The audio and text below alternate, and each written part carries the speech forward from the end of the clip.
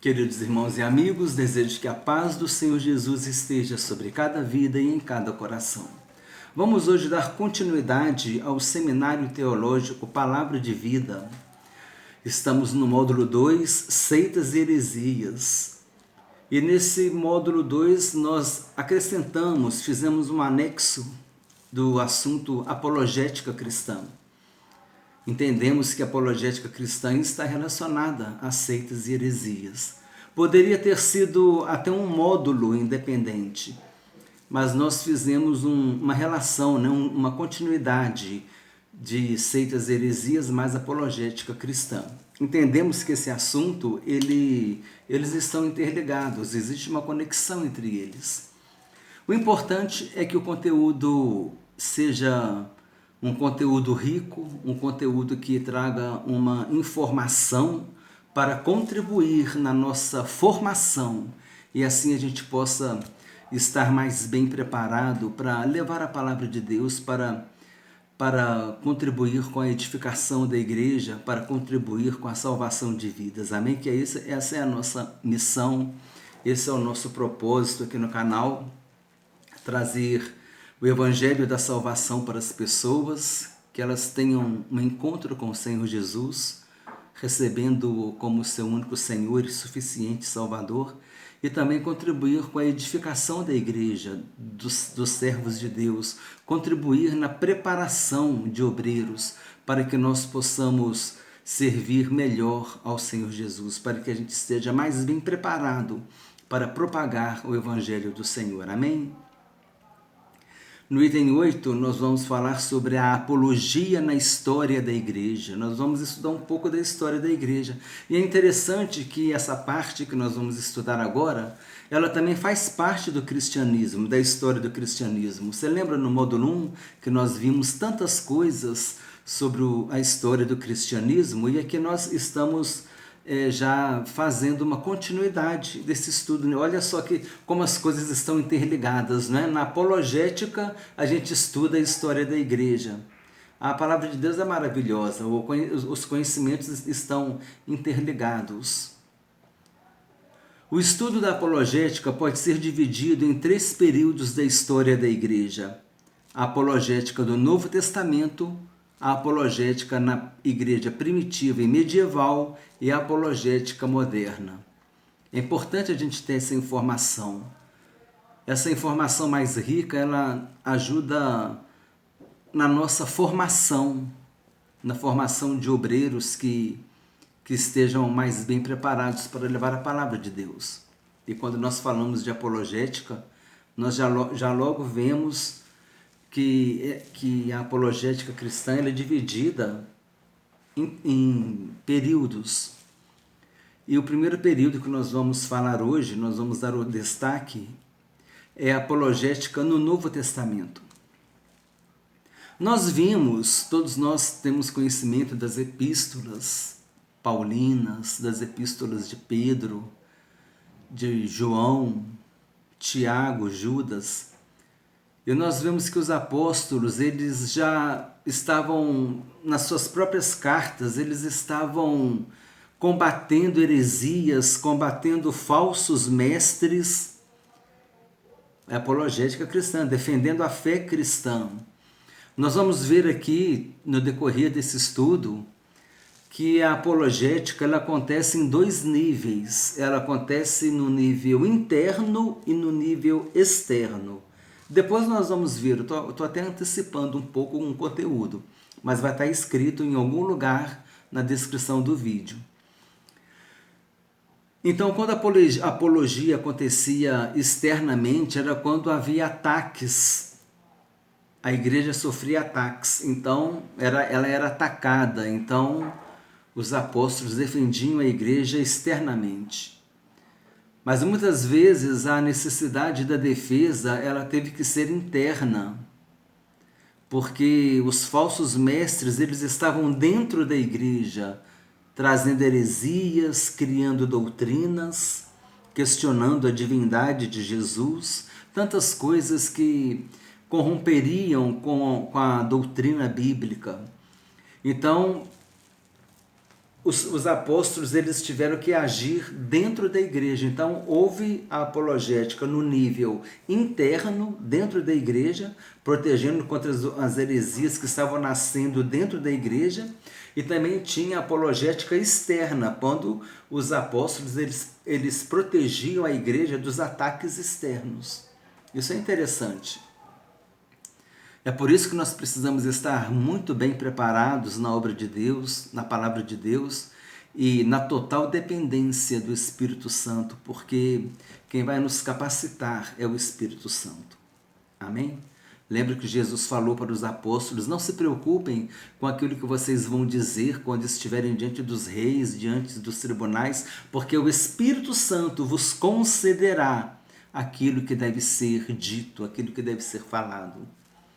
E nós tomamos também essa palavra para nós. O Espírito, pedimos a Deus que nos dê a sabedoria do Espírito Santo para que a gente possa falar com temperança, com domínio próprio, sem agressividade, mas que nós possamos testemunhar a respeito da palavra de Deus, a respeito da fé cristã, a respeito da salvação em Jesus Cristo somente. Apologética do Novo Testamento. A apologética de Estevão, na letra A, na sua descrição do vídeo, você já encontra esse texto. A apologética de Estevão é encontrada em Atos capítulo 7, quando ele respondeu ao sinédrio judeu as acusações de falso testemunho. E nós vimos ali o que aconteceu depois que ele fez um passeio pelo Antigo Testamento, né? O Estevão, esse capítulo que no capítulo 7, quando Estevão ele fez a sua defesa, ele passeou, ele fez umas citações maravilhosas do Antigo Testamento, demonstrando o conhecimento da palavra de Deus do Antigo Testamento e testemunhando de Jesus. Sabemos o final que Estevão teve. Ele foi levado para fora da cidade, foi apedrejado até morrer. Homens piedosos o sepultaram e as suas vestes foram colocadas aos pés de um jovem chamado Saulo. E Saulo ele consentia na morte de Estevão, ele concordava, ele se alegrava com a morte de Estevão. Então nós vimos aqui a apologia de Estevão. Nós vimos também a apologia do apóstolo Paulo. Em Filipenses capítulo 1, versículo 16, Paulo diz: estes, por amor, sabendo que eu estou incumbido da defesa do Evangelho. Então Paulo já sabia que estava incumbido de defender o Evangelho. Paulo fez a sua defesa diante de Festo, em Atos capítulo 24, versículo 10, uma leitura recente do nosso canal, né? Atos dos Apóstolos. As pessoas que acompanharam poderão ter uma facilidade de lembrar desses episódios aqui de Atos. Quando Paulo estava diante de Festo, o texto bíblico diz assim: Paulo, tendo-lhe o governador feito sinal que falasse, respondeu: sabendo que há muitos anos és juiz desta nação, sinto-me à vontade para me defender. Atos capítulo 25, versículo 8. Paulo, porém, defendendo-se, proferiu as seguintes palavras: nenhum pecado cometi contra a lei dos judeus, nem contra o templo, nem contra César. Paulo fez a sua defesa diante do rei Agripa. O texto bíblico diz assim: tendo-me por feliz, ó rei Agripa, pelo privilégio de, hoje, na tua presença, poder produzir a minha defesa de todas as acusações feitas contra mim pelos judeus. Atos capítulo 26, versículo 2. No item 4, Paulo fez sua defesa quando apelou para César e teve o seu pedido atendido. Isso foi um privilégio que ele teve. Por quê? Porque ele, como um cidadão romano, ele poderia apelar para César. E ele usufruiu desse privilégio. Jesus apareceu para Paulo e disse assim: assim como você testemunhou em Jerusalém, importa que você também testemunhe de mim em Roma. Então, como eu entendo particularmente como que se Paulo tivesse provocado isso. Eu vou ter que dar um jeito de ir para Roma. Ele foi lá e apelou para César. Então agora ele teve que ir para Roma, porque ele apelou para César. Ele tinha o privilégio de cidadão romano. Por ser cidadão romano, ele tinha esse privilégio de recorrer a César. E nós já consideramos aqui em nossas aulas que esse César era o Nero, era o César.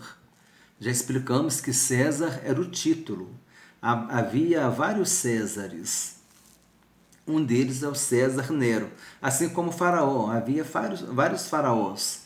Faraó fulano de tal, faraó cicrano, faraó beltrano. Assim também havia o Nero, havia o César Nero e outro César. E o título era César. Então, esse César era... A Bíblia não nos relata isso, mas de acordo com os anos da história, né? A história nos mostra que esse César era Nero. Então, ele apelou para César em Atos capítulo 25, versículo 8. Essas referências estão na descrição do vídeo. Paulo fez sua defesa diante do rei Agripa. Tenho-me por feliz, ó rei Agripa, pelo privilégio de hoje, na tua presença, poder produzir a minha defesa de todas as acusações feitas contra mim pelos judeus. Nós já lemos essa, né, irmãos? Desculpe. Já lemos a 4 também, que Paulo, ele apelou para César. Vamos para o item 5. Eu não vou voltar ao vídeo, não. Vai ficar assim mesmo. Amém, irmãos? Item 5. Então, no item 3 aqui, o Paulo defendeu diante do rei Agripa. No item 4, Paulo fez a sua defesa para que ele fosse até César. Olha só quanto trabalho que Paulo teve agora diante de Félix. Diante de Félix, no item 5, Paulo usou em sua defesa uma introdução ao Evangelho que fez Félix ficar amedrontado.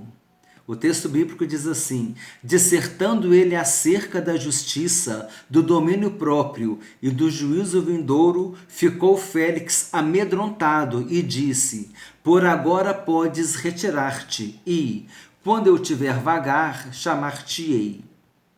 Então, Félix ficou impactado com a palavra. Né? É aquela questão também que nós já abordamos aqui. É interessante, a gente faz apologética interna quando defende a igreja das heresias que estão brotando dentro da igreja. E a apologética externa quando há um ataque externo da igreja. Né? E aqui esses são os dois níveis da apologética. E a apologética ela pode ser defensiva, porque tem um caráter defensivo quando você está defendendo a fé, e a apologética ela também assume um caráter ofensivo, que é quando você, mesmo exercendo a apologética, você está pregando a palavra. Então a apologética ela tem essas duas faces. Ela tem a face defensiva e a face ofensiva. Defensiva, ela defende a igreja, defende a fé cristã. E ofensiva é quando, por meio da apologética, você está defendendo a fé e você faz investidas por meio da apologética e você acaba pregando, propagando o evangelho, a mensagem do evangelho por meio da apologética. Essa é a apologética ofensiva, quando ela tem um caráter evangelístico. E a apologética defensiva é quando ela tem um caráter de defesa. E a apologética no nível interno é quando protege a igreja contra as heresias que estão nascendo dentro da igreja. E a apologética externa é quando a igreja está sendo atacada por heresias de fora, então você defende a igreja. É interessante a gente ter esse mapeamento, né? Eu acho que isso agrega muito ao propósito que nós temos de estar procurando aprender um pouco mais da palavra de Deus. Observação. A apologética de Paulo foi defensiva e ofensiva. Defensiva quando defendendo a sua fé, quando ele defendeu a sua fé. E ofensiva quando conseguiu impactar os ouvintes com a mensagem do Evangelho. Olha só o que disse Agripa no item 6. Após a defesa de Paulo, o rei Agripa, ele disse: por pouco me queres persuadir a que me faça cristão. E Paulo respondeu: quem dera ao rei Agripa, quer por pouco, quer por muito, não somente você, mas todos os que aqui estão, fossem como eu, exceto essas cadeias, porque Paulo estava preso, estava aprisionado. Apologia de Pedro. A segunda epístola de Pedro foi escrita para fortalecer a fé e a esperança dos crentes e para colocá-los de sobreaviso contra a infiltração na igreja de doutrinas errôneas e atitudes destrutivas. Segunda Pedro, capítulo 2, fala muito sobre isso. Então Pedro já teve uma apologética defensiva, ele estava defendendo a igreja, né? Apologética defensiva no nível interno. Apologia de João. No capítulo 4 de sua primeira epístola, João adverte a igreja sobre os falsos profetas, deixando claro que Jesus Cristo vem em carne. E quem rejeita a doutrina da humanidade do Verbo de Deus é o espírito do anticristo. João faz uma interessante colocação dizendo: nisto conhecemos o espírito da verdade e o espírito do erro. 1 João 4,4. Em 2 João, versículos 7 a 10, o escritor novamente faz referência aos falsos ensinos, aos falsos ensinadores. O texto bíblico diz assim: porque muitos enganadores têm saído pelo mundo fora, os quais não confessam Jesus Cristo vindo em carne. Assim é o enganador e o anticristo. Acautelai-vos para não perderdes aquilo que temos realizado com esforço, mas para receberdes completo galardão. Acautelai-vos para não perderdes aquilo que temos realizado com esforço, mas para receberdes completo galardão. Todo aquele que ultrapassa a doutrina de Cristo e nela não permanece, não tem Deus. O que permanece na doutrina, esse tem tanto o Pai como o Filho. Se alguém vem ter convosco e não traz esta doutrina, não o recebais em casa, nem lhe deis as boas-vindas, porquanto aquele que lhe dá boas-vindas faz-se cúmplice de suas obras más. Esse é o texto bíblico de João, orientando a igreja, que era para tomar cuidado com aqueles que vinham trazendo uma doutrina mentirosa. Agora, por isso é necessário conhecer as doutrinas bíblicas, para que, se vier uma doutrina diferente, você tenha condição de rebater biblicamente, na unção do Espírito Santo, a respeito dessa doutrina. Precisamos tomar cuidado para a gente não ficar bebendo qualquer água. Cuidado para a gente não beber qualquer água, não é qualquer água, não é qualquer doutrina, muitas vezes músicas, muitas vezes louvores que ferem a doutrina bíblica. Às vezes a melodia é tão bonita, mas a letra, ela fere a doutrina bíblica. E isso é importante, eu já dei um estudo aqui sobre isso. E eu critiquei severamente, eu não gosto de criticar não, mas eu critiquei severamente isso, porque quando, igual músicas, por exemplo, que você vê assim, vem Anjo Miguel, desce Anjo Miguel, faz isso Anjo Gabriel, e fica chamando o anjo, fica dando ordem para anjo. Meu irmão, a gente não tem que cantar para anjo, nós cantamos é para Deus. Uma coisa é falar: Deus, envia o teu anjo. Outra coisa: vem anjo Gabriel, passa fogo aqui, anjo Miguel, marcha aqui. E eu começo a cantar essas músicas assim de anjo, conversando com o anjo, falando com o anjo. Isso é uma teologia um pouco fora do que a Bíblia nos ensina. Porque você está cantando para anjo. Pelo menos essa é a minha interpretação. Então a gente precisa prestar atenção na letra da música que a gente está cantando, né? Essa questão dessa letra que eu falei aqui foi só uma improvisação, mas muitos corinhos têm esse tipo de letra.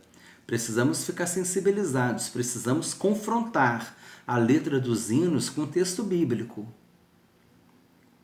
Né? Se você precisa, opa, peraí, tu está cantando sobre Paulo e Silas na prisão. Peraí, vamos ver se no texto está acontecendo isso mesmo. É claro que existe uma contextualização, né? Às vezes para criar um enredo, para criar uma história, às vezes é necessário ter uma contextualização, mas que não fira a doutrina bíblica. Amém, irmãos? Então, essa questão de tomar cuidado, heresias dentro da igreja. E outra, aquilo que eu já comentei aqui também, que muitas vezes a questão não é nem questão de heresia, é questão de erro. Uma coisa é erro de interpretação, outra coisa é heresia. Aqui no próprio seminário nós já consideramos isso em uma aula de doutrina bíblica. Não é tudo que é heresia, tem alguma coisa que é erro de interpretação. Igual aquele texto que fala lá que os filhos de Deus possuíram as mulheres, as filhas dos homens, as mulheres, porque elas eram formosas, então nasceram gigantes. Aí tem pessoas que falam que esses filhos de Deus eram o filho de Sete. Outras pessoas falam que esses filhos de Deus eram anjos. Anjo é espírito. Será que um espírito vai conseguir conceber uma mulher? Para eu poder falar que aqueles filhos de Deus são anjos? Será que existe essa possibilidade de um espírito, algo espiritual, né? O imaterial, conceber, engravidar uma mulher que é material? Será que existe essa interpretação? Ou esses filhos de Deus seriam os filhos de Sete? Ou esses filhos de Deus seriam de alguma outra fonte? Porque pode existir esse erro de interpretação, mas isso não é. O irmão vira e fala, porque os anjos possuíram as mulheres. Isso não chega a ser uma heresia, mas é um erro de interpretação. Porque de repente a gente tem que considerar se um anjo é um espírito, se ele consegue conceber uma mulher. Né? Então são essas coisas que a gente precisa refinar na percepção bíblica e ver, e procurar pesquisar, procurar os teólogos, né, os pastores que são estudiosos e conversar sobre isso, mas não afirmar que é isso ou que é aquilo, porque o texto bíblico não dá abertura para falar que são os anjos, mas também pode não descartar. O questionamento meu aqui simplesmente é esse: será que o imaterial, que o espírito vai conceber uma mulher? Será que essa linha de pensamento tem substância? Né? Ou nós deveríamos buscar uma outra linha? Mas isso não chega a ser heresia. Então, é aquilo que eu falei para vocês acerca de heresia e de erro de interpretação. Um erro de interpretação não é uma heresia. Mas há a heresia. Quando é heresia? Quando fere as doutrinas bíblicas, conforme nós vamos ler aqui, que nós já mencionamos em uma das aulas, aquela lista de várias doutrinas bíblicas: cristologia, pneumatologia, trindade, o Espírito Santo que é Deus, o Espírito Santo que é pessoa. Isso são doutrinas bíblicas e aqui não cabe erro de interpretação. Se tiver erro de interpretação, configura uma heresia. Então isso é um erro de interpretação. Esse erro, ele configura, esse erro ele configura uma heresia, porque ele fere uma doutrina bíblica. Se você cria uma interpretação dizendo que o Espírito Santo não é Deus, você fere a doutrina bíblica da divindade do Espírito Santo e, por tabela, você já atinge a Trindade, porque a Trindade é o Pai, o Filho e o Espírito Santo. As três pessoas formando um só Deus. Então é muito importante a gente tomar esse cuidado com a interpretação bíblica. E se vier um erro que fere a doutrina bíblica, se tiver um ensino que fere a doutrina bíblica, aí o que a igreja precisa fazer? A igreja precisa fazer a apologia interna. Por quê? Porque a heresia, o erro, está nascendo de dentro da igreja. Não é uma heresia de fora que está chegando na igreja, não. É uma coisa que está brotando aqui dentro. Então, a apologia interna, no nível interno. os pastores, os líderes, algum irmão tem que se levantar ali e confrontar esse ensino com o que está escrito na Bíblia. E confrontar com ousadia, né? Porque a palavra de Deus, ela tem que prevalecer o que está escrito na palavra de Deus. A Bíblia é a autoridade máxima espiritual na vida do cristão. Não há nenhum outro livro, não há nenhum outro documento, nada mais que possa ser autoridade na sua vida espiritual, só o que está na Bíblia. Amém? Apologia de Judas. Com uma linguagem dura, Judas revela sua preocupação com a confusão espiritual e a depravação moral que poderiam arrastar pessoas ingênuas aos ensinamentos e ao comportamento dos falsos mestres contra os quais escreve. Veremos a seguir o versículo 4 para registro no estudo. O texto bíblico diz assim: pois certos indivíduos se introduziram com dissimulação, os quais desde muito foram antecipadamente pronunciados para esta condenação, homens ímpios que transformam em libertinagem a graça de nosso Deus e negam o nosso único soberano e Senhor Jesus Cristo. Aqui agora, para encerrar a aula, eu deixei aqui os níveis da apologia, os 2 níveis da apologia, que nós já falamos, né? A apologia cristã pode ser feita em 2 níveis, nível externo e nível interno. Nível externo, a apologia é feita fora da igreja. Ela é feita fora da igreja e defendendo a igreja. Por quê? Porque vem uma heresia atacando, né, aquela igreja, ou às vezes você está lá fora e você também tem que defender. Pode ser, se uma igreja está recebendo ataque, você vai fazer a defesa externa. Ou você está lá fora evangelizando, acontece uma situação que você vai ter que entrar com uma apologia e também a apologia externa também. Pode acontecer no momento da evangelização, por exemplo. E acontece a apologia no nível interno, que é feita dentro da igreja, defendendo-a das heresias que ameaçam a sã doutrina. Essas doutrinas, muitas vezes, elas brotam dentro da igreja, de interpretação errada. Mas não é uma interpretação errada que você possa relevar. É uma interpretação errada que configura uma heresia. Por quê? Porque, de alguma forma, vai confrontar uma doutrina bíblica. A apologia de Estevão e a apologia de Paulo podem ser consideradas como apologia em nível externo, fora da igreja, pregando e testemunhando de Jesus, enquanto as apologias de Pedro, João e Judas, e Tiago também, né, podem ser consideradas como apologias internas, feitas dentro da igreja, protegendo dos falsos mestres, protegendo dos falsos ensinos. Amém, irmãos? Então essa é a aula de hoje. Apologética na história, apologia na história da igreja primitiva, né? O resumo da aula. Apologia na história da igreja primitiva. Nós vimos a apologética no Novo Testamento, a apologética de Paulo, a apologética de Pedro, de João, Judas, os 2 níveis de apologética, interno e externo. Então esse foi o conteúdo que nós vimos a respeito da aula de hoje e eu desejo que Deus abençoe a todos abundantemente em nome do Senhor Jesus Cristo.